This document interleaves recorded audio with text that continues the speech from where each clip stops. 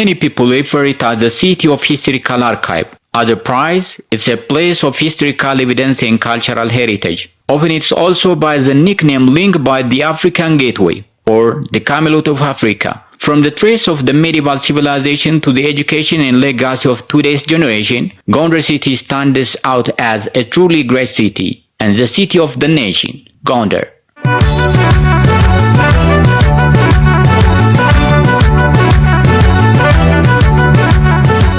Dear viewers of the program, in today's edition, we explore a distinguished chapter of Ethiopian history, Gondar city, which served as Ethiopia's major center for more than 200 years. We will take you through Gondar's historical significance and present-day development and transformation. I am Hailu Mamo, the producer and the presenter of this program. Stay with us.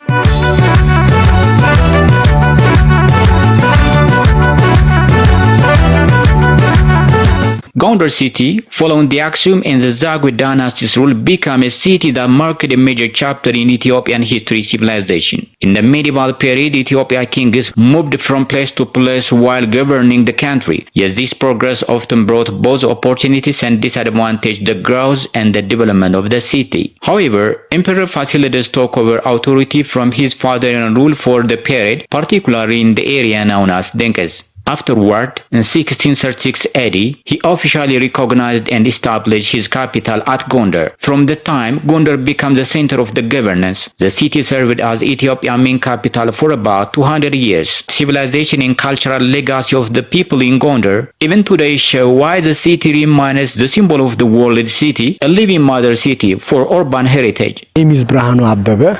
I'm from Gondar. I was born and grew up here in Gondar, and I'm a tourist guide. Firstly, the foundation of Gondar is the subject of numerous legends.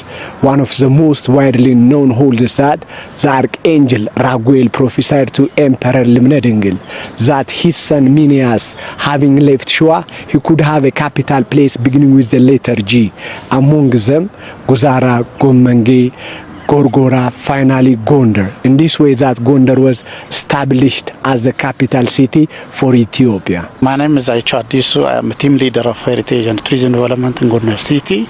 Gondar is a center of heritage and tourism treasures. It has 7 world heritages like Fasil Castle, Devra Brahan Selassie, Kuskwam Complex, Darobet or public sauna baths around the Chechela Hospital. You have Saint John the Baptist Church. Here is one of the World Heritage area. Ras Gimb is one of the World Heritage, and in fact the Fasil Baths. These are the 7s. The others are Gorgora and Dabrasina Mariam, one of parts and parcel of the World Heritage. And out of the World Heritage, there are nearly 91 heritage. For instance, there are traditional homestays. These are 74 in number. And there are Italian quarters. There are Jewish villages. Islamic heritage like Shahali Gondar and the surrounding. In fact, Gondar is also one of the caravan trade routes or the great long distance trade area. My name is Bellet Atarafa. I'm a tour guide in Gondar city and the surrounding areas. Gondar has been the capital city of the country for more than 2 centuries. In the 17th and 18th centuries, has been the 3rd capital city of Ethiopia, next to Aksum and Lalibela. So Emperor Fasil, from the 6 castles we have in here, he built the first castle in the compound. This is the grandest one from the 6. Gondar gained the name the Camelot of Africa, or the City of Royal Compounds, through the historical movement built during the 17th and the 19th century. Even though Gondar is widely recognized as an African city of encounter, its true identity is a royal enclosure of Faሲለደስ. The royal enclosure, or Faሲለደስ Castle, is the celebrated landmark of Gondar. It's built on a large open area within a unified compound with 12 gates. My name is Henok. I'm one of the members for Gondar Tour Guides Association.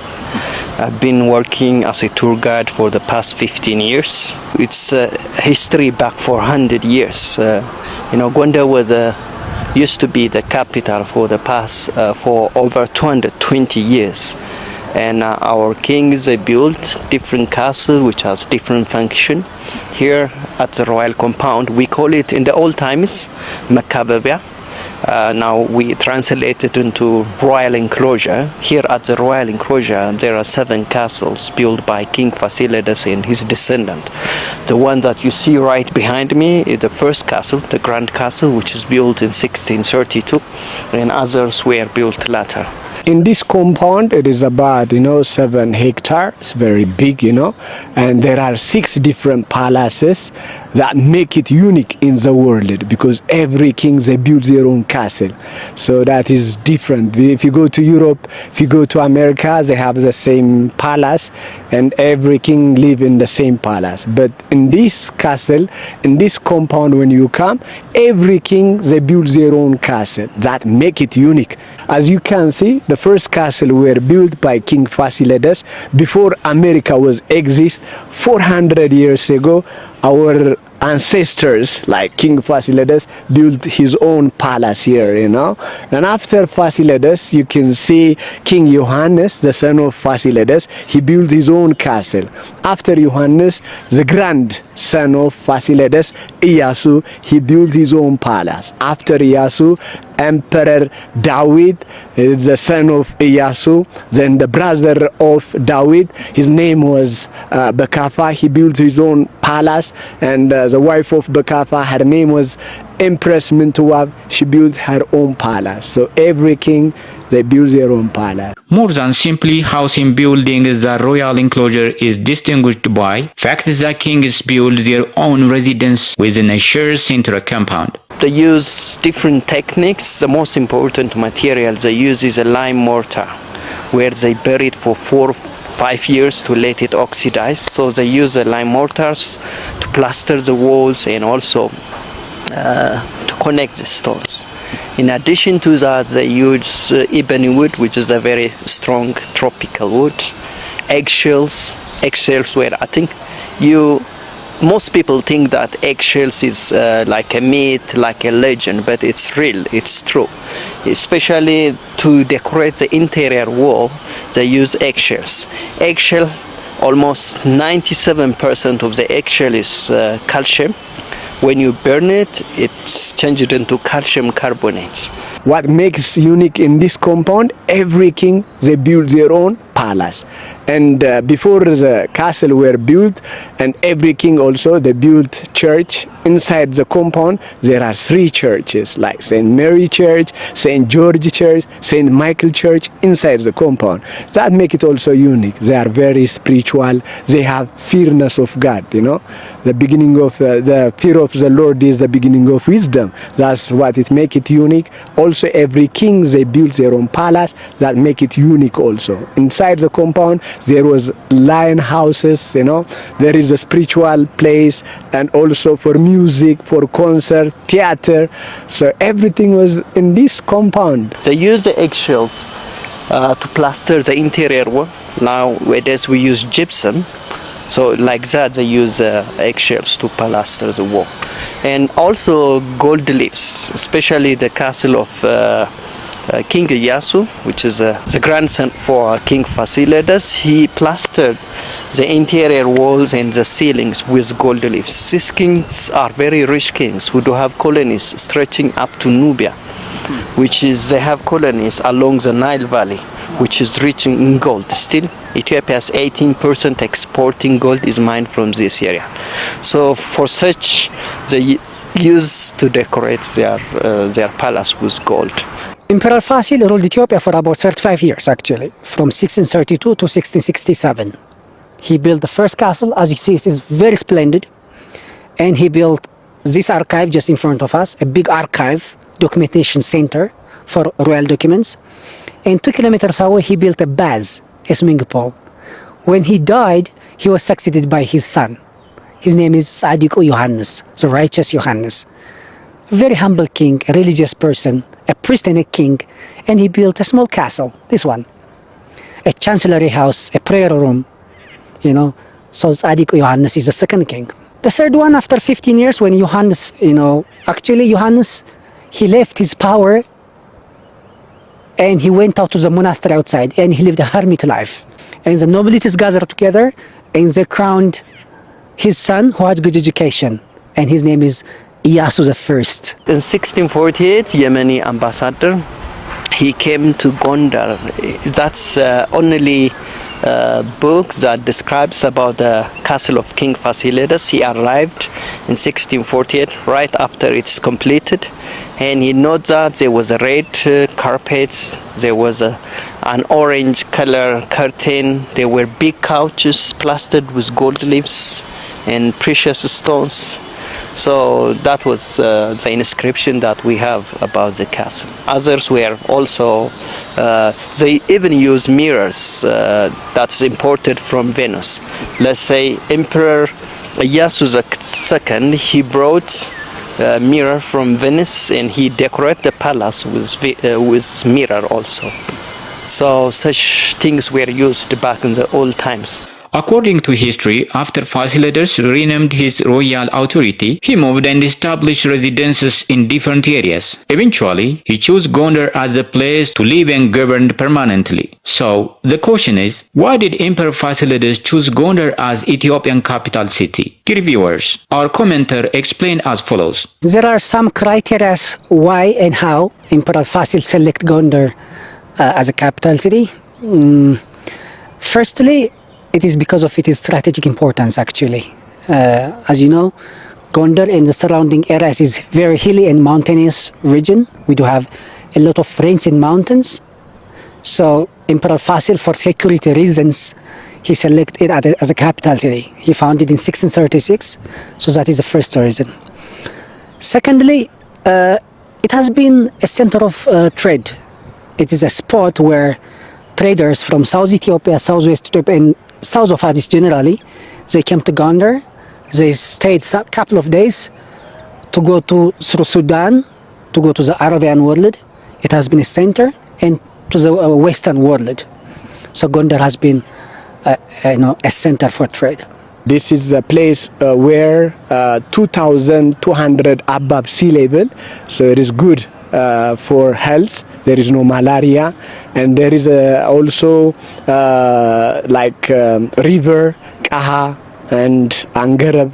So because of the water, when people are settled, they see water, because water is a basic thing, And also the other reason why they established Gondar as a capital city, because as I told you, there is no malaria. From the mountain, it is protected for enemy, it's very highland on this area. It's very 2,200 above sea level. Because of all these reasons, they selected Gondar to be as the capital city for Ethiopia. Guzara Castle, it is like 60 or 70 years earlier built from this castle.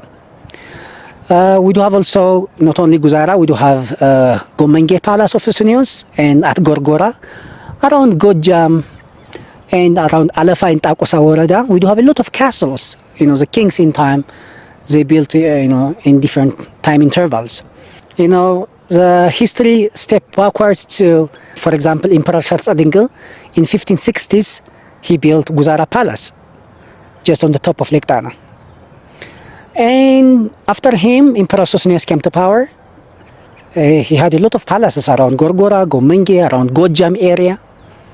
But after the fall of Lalibela as a capital city, the kings had no permanent capital city. They were living in temporary encampments, There are also legends how Gondar has been selected. There is a legend that it's the beginning of the letter, it begins with the letter G, right, would be the amazing capital city of Ethiopia. There is a prophecy by a famous monk in the medieval period. So Emperor Sosunios or Sharsadingil, they followed that letter G, like Gojam, Gorgora, Gomenge, but they failed to have a permanent capital city. But Emperor Fasil, after he came from Gomenge in Balasa, settled down, and he built his palace actually. When you see the capital city before Gondar, it was in Yeha, and from Yeha Aksum, the obelisk, from one rock, they just made the obelisk statue, you know. Then after Aksum, they went to Lalibela. They curved out from one stone again. But when you come to Gondar, they didn't curve from one stone. They just built one stone to the other stone, you know. That make it also unique. Before Gondar, they used to live in the other place with the tent. When they came to Gondar, they just put stones together. They made this amazing, marvelous palace and this world, not only for Ethiopia, not only for Africans, but for the rest of the world. They just made this one. It's impossible to separate Gondar city from the royal enclosure because they are like two sides of the same coin. Enable emperors and nobles of the time to build their places and residence. The construction of the royal compound also helped accelerate the Gondar earlier growth, quickly transforming it into more than just a traditional city. It becomes a highland center of Ethiopia, a place that earned the identity of a mother of the city. That shared legacy continued to this day. When it was as a capital city, when King Faሲለደስ established as a capital city for Ethiopia, then it brought civilization, you know, like the wisdom, you know, and like how to make traditional clothes, like you can see from me, how to make weaving. So because the king lived in wisely, with the fearness of God, and that it goes to the city and to welcome people, and how we dance, because we had in the compound the concert hall and the secular and the spiritual. With the concert hall, you can see the Gondarian dancing. You know, we have dancing which is called chicken dance. You are doing like a chicken drinking water. That is represent I can make the best chicken stew. You know, that's all related with the Gondar city. So it's not only dancing with adultery, but also just to show your talent, you know. That's how we use music. Music is in two ways. So Gondar is one of the earliest place in Ethiopia to start idol show and dancing, and this all related with our culture and tradition. So this all related that it came from the kings and queen. My name is Nina. I live in Gondar. I'm a government employee. I do know a lot about Gondar because I live here from the get-going. I was born and bred here. I mean, I grew up here. I was born even here. So I think I know more about Gondar. Gondar is rich with natural and cultural resources, man-made resources. You see the traditional way of building house, construction of house, the royal enclosure. Of course, the royal enclosure gives its future or hand down its architectural value to the rest of the city. It's displayed. You encounter wherever you go in the cities. Gondar castles were used to live in, like residential houses, okay? Of course, it is fortified by a wall, which has 900 meter circumference, nearly a kilometer of fortified wall, imagine. And all the wall is guarded by soldiers, well-equipped soldiers they had. You know, they guarded it. There are 12 different gates where different people, when they came with different statuses, of course, when they came in. So they use these 12 different gates, well guarded also, okay? So a lot of servants, laborers, you know, family members were living in the castles. Dear viewers, last time we brought you a well-known and truly special program, the one that has welcomed visitors and captivated historians and history lovers for more than 200 years. We took you on a rich journey through the beautiful city of Gondar, highlighting its distinctive urban character and related topics, while also focus on the world-famous historical researchers and the continents full of guests who come to experience its heritage.